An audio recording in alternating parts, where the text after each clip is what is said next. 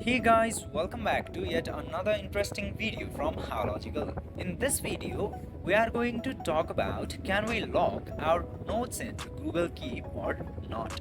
So without any further ado, let's dive right into this exciting video. Now, in order to know, just simply open your Google Keep application and then select the note which you want to log. But as you can see here, there is no option in order to log the note. Now, just to make sure, let's try by opening the notes if there is any option to log the note.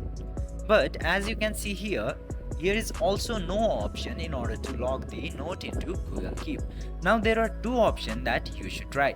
The first one is to labeling this note into a folder, name this label don't open, or then after that you can do other option in order to hide this, and that is archiving the note into your Google Keep. Then after doing this, your note will be hidden.